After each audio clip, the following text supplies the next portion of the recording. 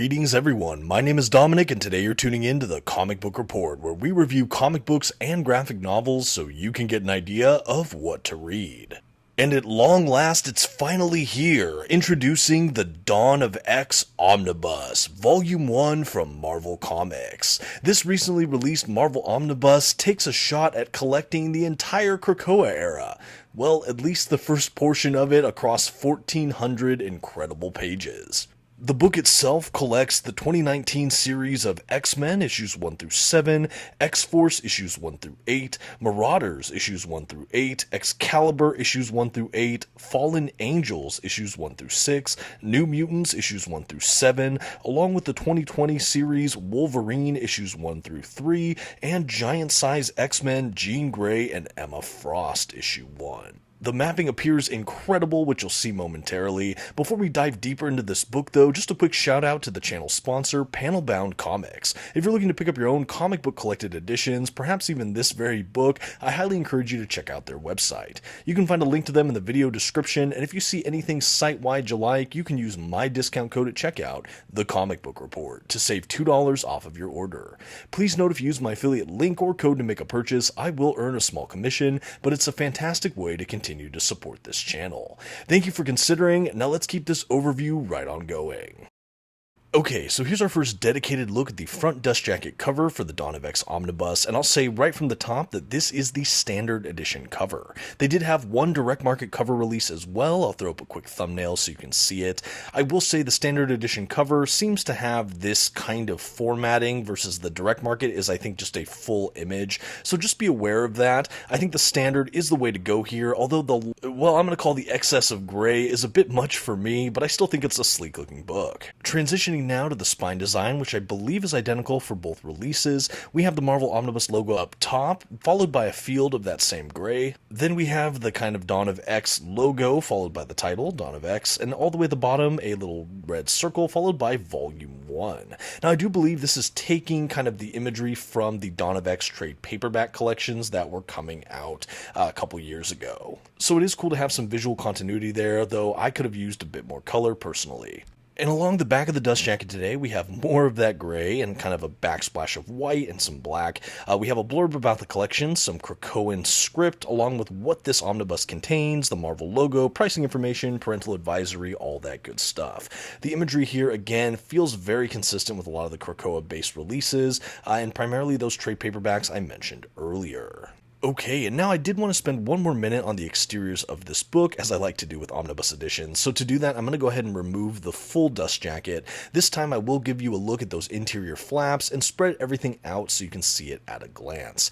Again, I think other than the front of the dust jacket, both dust jackets I think are identical between the standard and direct market release. But as you can see here, the interior flaps really just have some more writing about the book, maybe some of the creators. Nothing too fancy there, no extra art or anything like that. Transitioning to the hardback book itself, we don't really have much more here either. We have kind of the X-Men or Dawn of X era X logo as kind of a watermark against a giant gray book. We do have Dawn of X, which I like. The spine design is pretty much identical to the dust jacket, and then the back cover just has that X yet again. Pretty minimalistic as far as the design aesthetic here. I don't necessarily disagree with it, but again, a splash of color would have gone a long way for me personally as a collector. And now that I'm wrapping up my view of the exterior, I did want to go ahead and transition to the book's binding. So this is a sewn bound book, and you might be wondering at 1,400 pages, how does it look? Well, my copy is absolutely crisp, and after some light kind of binding, stretching exercises, I'm happy to say there's a gigantic eye in my copy. The pages lay down really well. There's very little gutter loss that I'm seeing so far, but you'll see more of that as I do my flip through momentarily. Before we do that flip through though, just to provide a bit more context, if you're hoping to dive into the Krakoa-Era and you might be asking yourself, can I just pick this up and read straight away? I will say there is one book you should pick up prior to this to enjoy it to its fullest. That book, of course, is House of X Powers of 10, which I have here to the left in trade paperback. They are reprinting the oversized hardcover, I believe in November of this year, 2025. Definitely try to get a copy. This maxi series basically is one of my favorite modern X-Men events, and it sets the stage for the Nation nation-state of Krakoa, which is the setting and backdrop for this whole era. Now, prior to this omnibus, we did have a handful of the contents included in here, collected in oversized hardcover, and in one case an omnibus here with the X-Men by Jonathan Hickman omnibus. We also had a couple other oversized hardcovers I don't have in this particular image that were also included, at least in part, in this omnibus. Some trade paperbacks as well. I've done some reviews for some of these other collections. I'll try to tag those videos in case you're curious at more in-depth reading, but most of the contents are included here. Again, not all. That'll probably be in volume 2 as well, but we do get to jump around a lot of these early Krakoa titles, and again, it's mapped in a way that feels very logical as a reading order. Okay, and now let's go ahead and dive into our collection proper. This is the Dawn of X Omnibus Volume 1, one of my most anticipated releases of the year. If you've been a long-time viewer of my channel, you'll know I'm not shy in my love for this particular era of X-Men and the X-adjacent books. This is really one of my favorite periods I've had the pleasure of reading for X-Men, and that's coming from, yes, I'm an X-Men fan. Again, this was all kicked off in the House of X Powers of 10. Do you need to read that to enjoy this omnibus? You probably could get away with not reading it, although I do think it really helps because, again, it establishes the new status quo on which all of these books are based. So definitely recommend trying to read a copy of it if you're able to. Okay, but we jump in, and after the title page, kind of the mapped table of contents breakdown page, I guess I shouldn't say table of contents, it's not numbered, but it goes through what's collected in the book and the creators that are associated with each of the titles. After that, we go into kind of a prologue of sorts that sets up the book, which I really like, and then we're into issue 1 of X-Men, I believe, by Jonathan Hickman. Now, this omnibus boasts a ton of creators, both writers and illustrators, and that's because we're juggling between a bunch of different ongoing titles at the time. So we have creators like Hickman and Yu and Dugan and Lawley and Percy, Cassera, Kubert, Howard, Tu, Brisson, and many, many more. The list goes on and on. Again, if you'd like to see my reviews of some of the individual collections I mentioned earlier, I'll try to link those videos. But for the sake of this video, I'm really not trying to go into too many spoilers at all. You might see some as I flip through, but I'll speak lightly to it, again, to just give you a kind of sampler or an idea of what you can expect from Dawn of X Omnibus Volume 1, so you can read it and enjoy it for yourselves. I will admit, I have read nearly everything in this omnibus. There's actually a couple issues I missed out on, like the New Mutants issues, and I think the Fallen Angel issues I never had a chance to read. Everything else I have read, and so I'm eager to read the last couple I haven't in this book, and after that point, I might try to do a full, extensive, spoiler-free review of this omnibus. If that's something you'd be interested in, let me know. Okay, so setting up Krakoa, this is the nation-state for all the mutants. During this period, the mutants have basically discovered a way to get resurrected, so they have a kind of immortality.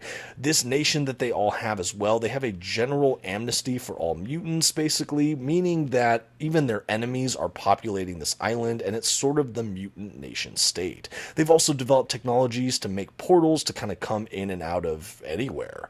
And because of that, they've become their own kind of empire, or at least they're starting to. This book and this era really is about building the nation for the mutants. We have a ruling council that's made up of a lot of eclectic and interesting members, and we have the general populace of Krakoa trying to go about their days as things come up.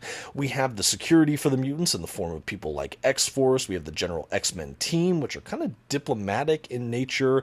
We have Marauders, which are sort of the economic arm for the mutants at this point, and a bunch of other titles therein, and a lot of comics and team with that. I will say it does help to have a general background in the mutants or X-Men or these titles to enjoy it, again, to its fullest, but I do think it is pretty accommodating for newer readers, especially if you had a chance to read House of X Powers of 10. What is really novel about this book, and I think it's one of the reasons why this has been a long and waited release for many people, is that during this period, a lot of these X-Men books had a lot of kind of cohesion between titles. So you might be reading Marauders, but a character might float in and out of that, and Excalibur, and X-Men, and while you don't necessarily have to read every single book, you get the kind of overall shape of things when you read them all next to each other, which is really what this book tries to do. You'll have a couple of issues of this title here, then an issue there, but it's read in a very logical order.